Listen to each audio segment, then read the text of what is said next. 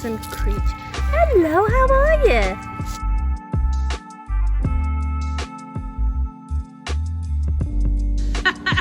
Bend your knees and push off. It's spring break. We did some fun stuff over the weekend. We did some egg hunts and things with our friends and with the community. And you're probably wondering why we would do that if we're pagans. Well, we don't celebrate all of the stuff that Christians might attribute to Easter, but we do celebrate some of the other stuff because why not? A lot of the holidays originated in the pagan customs, including the symbolism around eggs and bunnies and so on. You can check out my Ostara video for that. It was a gorgeous weekend, unseasonably warm, close to 80 degrees each day. So we were outside quite a bit. And I started to look at the garden and figure out what we want to do with it this year. We have several areas in the garden that probably need some love, but also Chad and I were discussing maybe adding some more trees and shrubs, making it more of a woodland garden so that these big empty spaces that we have right now will have some visual interest and also some more opportunities for wildlife. So that's always my first desire when looking at the garden, is how can we promote more wildlife, more pollinators, more birds, creepy crawlies, all that kind of thing.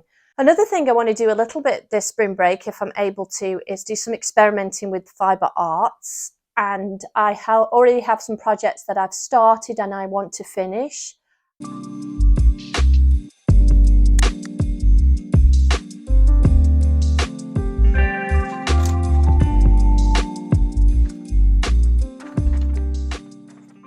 This is the section of the room where I keep a lot of my materials. I've got this really great unit down here with all of these drawers. And then the other thing I want to show you is all of this, which are most of them are my incomplete projects, so things I've started and haven't finished. And I often go here and look at stuff and think about whether I can finish them or use them for something else. This is one that I started, which I might work on. We'll look at that in a little more detail in a moment. Oh, maybe I'll finish that one. Looks kind of good, doesn't it?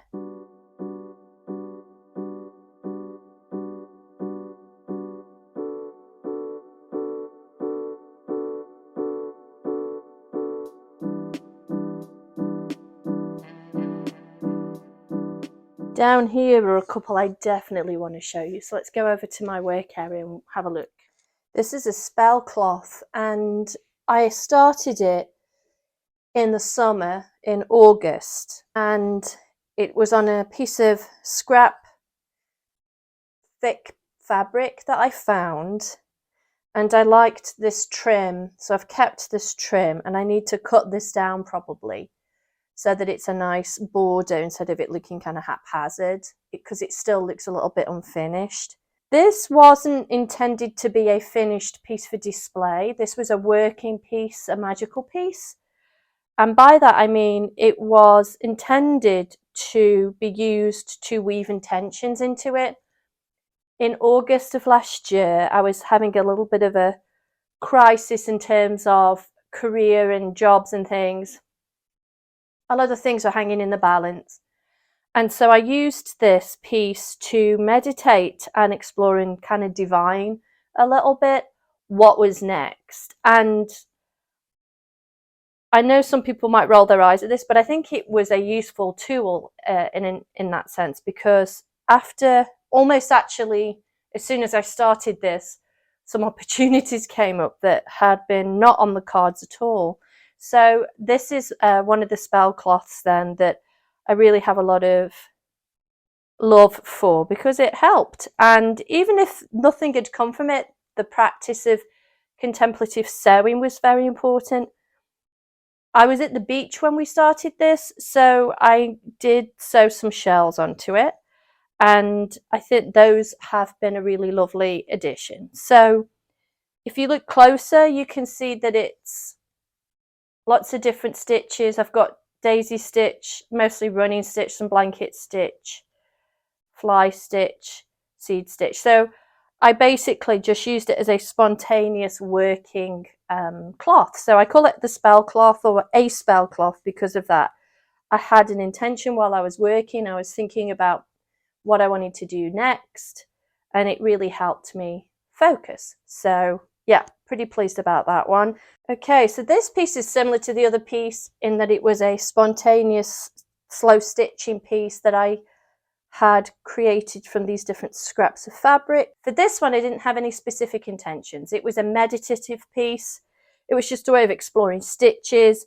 It was a way of exploring different types of cloth, how they all worked together. It may not be displayed. I might use it for something else. I'm also thinking of dyeing it with a tea dye, a tea bath, so that it has a slightly aged look to it. If you look at Claire Wellesley's book, Slow Stitch, which I have here, Claire Wellesley Smith's book talks about slow dyeing and also using tea baths to give your work a kind of unifying look to it. So over dyeing fabrics can give the pieced or patch riff a homogeneous and completely different look. So I'm going to maybe do that with that one.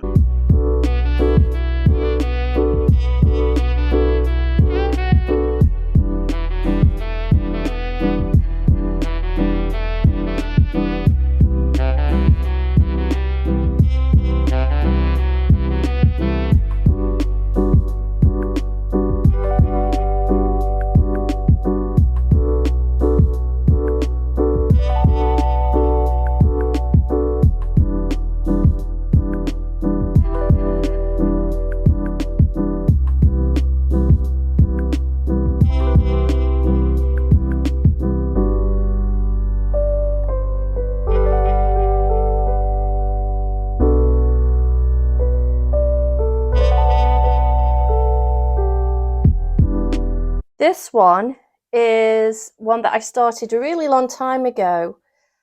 It's a building in Baltimore. As you can see, it really is crinkly, needs ironing. I took this picture and it had a really blue sky behind it and some trees around it, and I wanted to not replicate the picture exactly, but I wanted to certainly experiment with buildings in embroidery. You don't often see buildings. A lot of the time we look at foliage or flowers or the natural world, which kind of makes sense. I mean, that's where a lot of the colour and the fun shapes and textures come in. But I do love the idea of exploring buildings in this. And then the other technique I was using down here is kind of an expressive sort of applique. It's kind of a cross between applique and crazy patchwork, if you've ever done that. So it's a mixture of kind of piecing and then sewing these embroidery stitches on top. And I want to continue doing that and adding some more kind of green foliage, but also maybe some flowers. And then at the top was supposed to be a blue sky. And I do have some blue acrylic ink. So I'm hoping that I can use it on the sky and maybe even add a little bit of embroidery. So we'll see.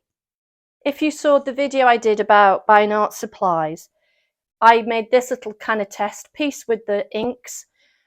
These are acrylic inks for the most part, and some of these are alcohol-based illustration pens. What I was trying to do was test out the pens, but also the inks to see how they looked on the fabric.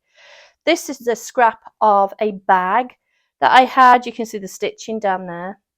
It was a bag that a big fitted sheet came in, and they often come in these fabric bags, and I always keep them and cut them into pieces.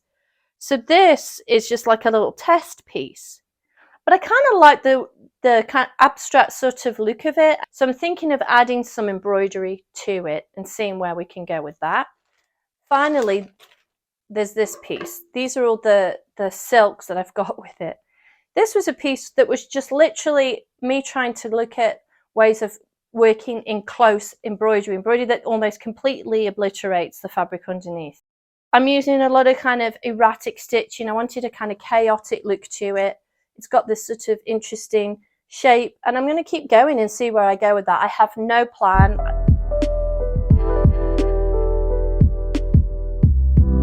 This is a practice that I'm kind of interested to explore further.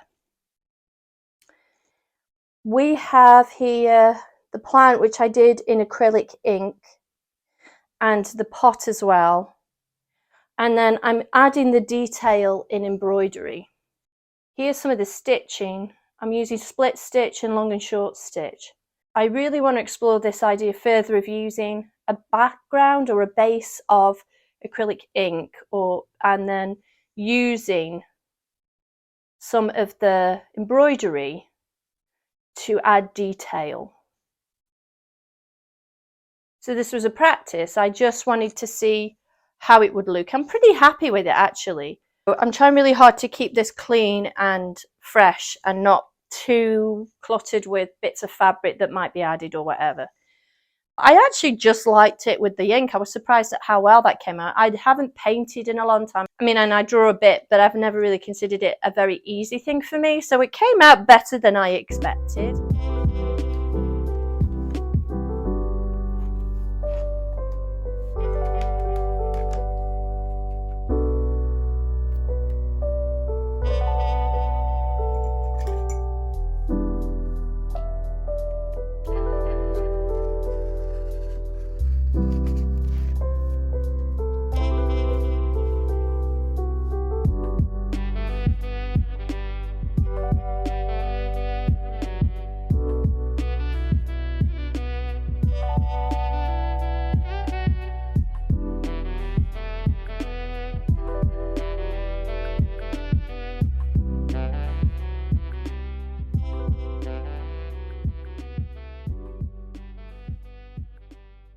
And these are some of the materials I've been using in the painted one that you saw. I use acrylic inks mainly because the saturation of colour is really good on the fabric. The other thing that they do, which I absolutely love, is they don't create a thick layer on top of the fabric. The reason I don't want that is if I'm going to sew through the fabric, it makes it very difficult. Watercolours work great too if you make sure you get them really nicely saturated. I love these because of the saturation of colour. You get a really nice bright colour and it doesn't cake the fabric with paint. It doesn't create a layer of thick paint like an acrylic might. The brightness is there that you get with an acrylic without that additional layer. The reason I don't want that layer is because when you come to sew through it, it is very difficult. So I prefer these kind of inks. These are watercolours and they're pearlescent and they work actually quite well on fabric. Watercolours will wash off if you put your fabric into water, but I don't ever wash my pieces because I don't wear them. They don't get a lot of wear and tear. Most artwork you don't wash. I've also been experimenting with these pens. I don't think they're that great on the fabric. The saturation of colour is pretty weak. They might have some use, and it might also be the brand. These are kind of the store's own brand. I can't blend these very well, especially not on fabric. So they might be useful for controlled areas, but I don't know that I'll use them a whole lot. We'll see. The other thing you can use are these sort of art sprays. This is an acrylic one. Again, you have to be careful with how much you put on to the fabric if you want to sew through it, but you can also put it on top. And another thing that I use a lot of are these watercolor pens that have a well in the bottom. I like these a lot. They're really convenient. Keeps down the mess. If I'm going outside, these are very helpful because you don't have to have pots of water everywhere. I only have 2 at the moment. I think I've got a third somewhere, but I definitely prefer to use these and they're not very expensive. So these are kind of my favourite paint brushes to use. Here are some random bits of ephemera. This is a little collection of shells. And while they do look very pretty in the jar, I do use them. So when you saw the spell cloth, I had put the shells on. These were a few that I'd collected. I try not to collect too many. But yeah, those are a great little addition to some of the fabric pieces I do. In this jar we have scraps of embroidery floss that I might use in projects. I don't throw anything away, no matter how small. I keep my scraps of fabric, and I also like to keep pieces of embroidery floss and yarn, and they'll get used in some of my projects as well. Here are some examples of some scraps of fabric. I've kept these all together because I like the colours together.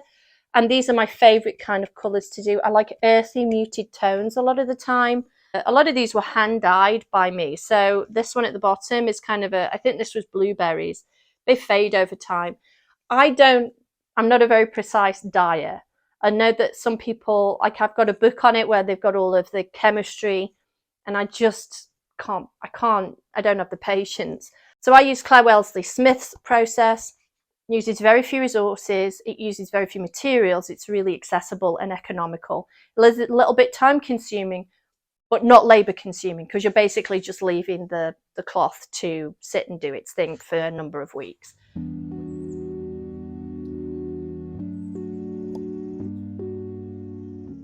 We're at our friends in Barnardsville who have an event business, so they do a haunted trail and a winter wonder walk around about Christmas time. They also have an escape room, so they have lots of really cool stuff around their property and their barn and things, so it's always fun to visit.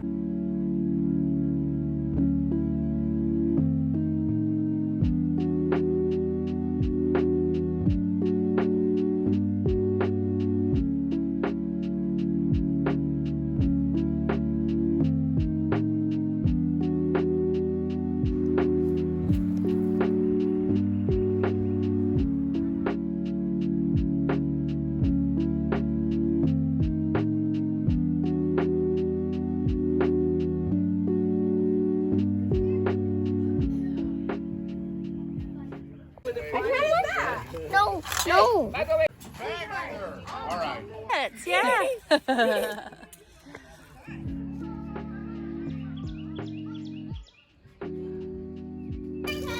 Oh, yay! Pig. Pig. Gentle Cece.